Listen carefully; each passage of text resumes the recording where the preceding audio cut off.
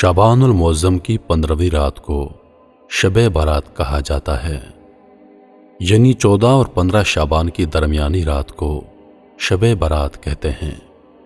برات کا لفظی مطلب نجات کی رات ہے۔ اس رات کی خصوصیت یہ ہے کہ اس رات میں اللہ تعالی اپنے نیک بندوں کو اپنی خصوصی رحمت سے نوازتا ہے۔ اس رات میں ہر کام کا فیصلہ ہوتا ہے۔ اللہ تعالی مخلوق میں رزق تقسیم فرماتا ہے۔ پورے سال میں ان سے سرزد ہونے والے اعمال اور پیش آنے والے واقعات سے اپنے بندوں کو باخبر کرتا ہے۔ حضرت ابو بکر صدیق رضی اللہ تعالی عنہ سے روایت ہے کہ رسول اکرم صلی اللہ علیہ وآلہ وسلم نے فرمایا، اٹھو شعبان کی 15ویں رات کو، اس لیے کہ بالیقین یہ رات مبارک ہے۔ اللہ تعالیٰ فرماتا ہے کہ اس رات کو ہے کوئی ایسا جو مجھ سے بخشش چاہتا ہو تاکہ میں اسے بخش دوں، ہے کوئی ایسا جو تندرستی مانگتا ہو، ہے کوئی محتاج کہ میں اس کی محتاجی دور کر دوں۔ اللہ تعالیٰ صبح تک یہی ارشاد فرماتا ہے۔ اللہ تبارک و تعالیٰ اس رات میں خود 7ویں آسمان پر جلوہ افروز ہوتے ہیں تاکہ اپنے بندوں کی دعائیں سن سکیں۔ حضرت علی رضی اللہ تعالی عنہ سے روایت ہے کہ رسول اللہ صلی اللہ علیہ وسلم نے فرمایا، شعبان کی رات اللہ تعالی آسمان کی طرف نزول فرماتا ہے۔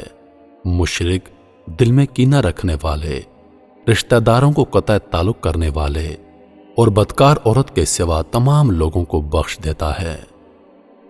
عائشہ صدیقہ رضی اللہ تعالی عنہا نے فرمایا، ایک رات میں نے رسول اللہ صلی اللہ علیہ وسلم کو بستر پر نہ پایا تو میں آپ کی تلاش میں گھر سے باہر نکلی۔ میں نے دیکھا کہ آپ جنت البقیع کے قبرستان میں موجود ہیں۔ آپ کا سر مبارک آسمان کی طرف اٹھا ہوا ہے۔ حضور نے مجھے دیکھ کر فرمایا، کیا تمہیں اس بات کا اندیشہ ہے کہ اللہ اور اس کے رسول تمہاری حق تلفی کریں گے؟ میں نے کہا، یا رسول اللہ صلی اللہ علیہ وآلہ وسلم، میرا گمان تھا کہ آپ کسی بیوی کے ہاں تشریف لے گئے ہیں۔ حضور نے فرمایا، اللہ تعالی شعبان کی رات میں آسمانی دنیا پر جلوہ افروز ہوتے ہیں اور بنی کلب کی بکریوں کے بالوں کے شمار سے زیادہ لوگوں کو بخش دیتے ہیں، اور اسی شمار سے لوگوں کو دوزخ سے آزاد کرتے ہیں۔ اس وقت اس قبیلے کے پاس بے حساب بکریاں تھیں۔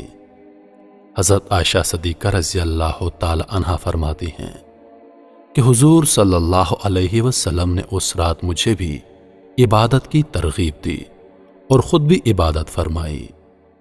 آپ نے نماز پڑھی اور سورۃ الکوثر کی ایک چھوٹی سی سورت پڑھی، پھر آدھی رات تک آپ سجدے میں رہے، پھر کھڑے ہو کر دوسری رکعت پڑھی اور پہلی رکعت کی طرح اس میں بھی قرات فرمائی، پھر سجدے میں چلے گئے اور یہ سجدہ صبح فجر تک رہا۔ مجھے اندیشہ ہو گیا کہ اللہ تعالیٰ نے اپنے رسول کی روح مبارک قبض کر لی ہو۔ پھر جب میرا انتظار طویل ہوا اور بہت دیر ہو گئی تو میں آپ کے قریب پہنچی اور میں نے حضور کے تلووں کو چھوا تو حضور نے حرکت فرمائی۔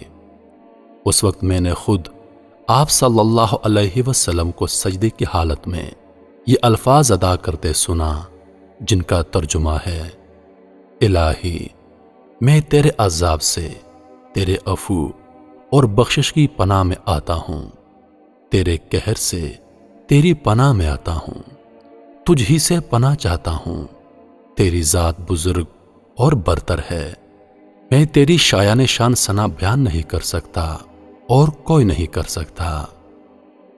حضرت عائشہ صدیقہ رضی اللہ تعالی عنہا فرماتی ہیں، صبح میں نے دریافت کیا کہ میں نے آپ صلی اللہ علیہ وسلم کو پہلے کبھی ایسے کلمات ادا کرتے نہیں سنا۔ آپ نے دریافت کیا، کیا تم نے یاد کر لیے؟ میں نے عرض کی، جی حضور۔ آپ صلی اللہ علیہ وسلم نے فرمایا کہ خود بھی ان کو یاد کر لو اور دوسروں کو بھی سکھا دو۔ غرض یہ کہ شب برات کی رات انتہائی عبادت اور انکساری کی رات ہے، جس میں ہمیں اللہ تعالی سے بخشش مانگنے کا حکم نبی کریم صلی اللہ علیہ وسلم نے خود فرمایا ہے۔ جب وہ خود اس رات میں اللہ تعالی کی بخشش مانگ رہے ہیں تو ہم لوگ تو ہیں ہی بخشش کے طلبگار۔ جانے انجانے ہم کتنے گناہوں کے مرتکب ہوتے ہیں۔ ویسے تو اللہ تعالیٰ فرماتے ہیں جب تم مجھ سے سچے دل سے معافی مانگو گے تو میں تمہیں بخش دوں گا، مگر شب برات کی رات ہم سب کے لیے اللہ تعالیٰ کا ایک تحفہ ہے۔ خوش نصیب ہوتے ہیں وہ لوگ جن کو اللہ تعالیٰ اس رات میں عبادت کی سعادت نصیب فرمائے، آمین یا رب العالمین۔ میرے عزیز دوستو، جتنا ممکن ہو سکے اس رات میں قیام کیجیے، عبادت کیجیے اور اپنے گناہوں کی معافی مانگیے۔ اس رات میں اللہ تعالیٰ ملک الموت کے ذریعے کام لگاتا ہے کہ جن لوگوں کی روحیں اس سال قبض ہونی ہیں ان کے ناموں کی لسٹ تیار کی جاتی ہے۔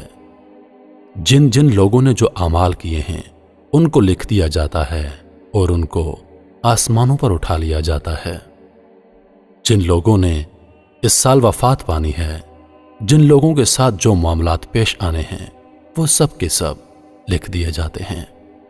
میرے عزیز دوستو، ہم دنیا کی رنگ رنگینیوں میں مست ہیں، ہم دنیا کی رنگینی میں کھو چکے ہیں، لیکن ہمیں معلوم ہی نہیں کہ کیا پتہ اس سال ہمارا نام بھی ان لوگوں میں لکھ دیا گیا ہو جن کی موت اس سال واقع ہونی ہے۔ چونکہ زندگی اور موت کا کوئی پتہ نہیں، لہٰذا ہمیں اپنے گناہوں کی معافی مانگنی چاہیے، اللہ پاک سے گڑ گڑا کر اپنے گناہوں کی توبہ کرنی چاہیے، اور ہمیں چاہیے کہ اس رات میں جتنی ممکن ہو سکے ہم عبادت کریں، اپنے گناہوں کی معافی مانگیں، اللہ پاک کی طرف رجوع کریں۔ اللہ پاک ہم سب کو سمجھنے اور نیک اعمال کرنے کی توفیق عطا فرمائے، آمین یا رب العالمین۔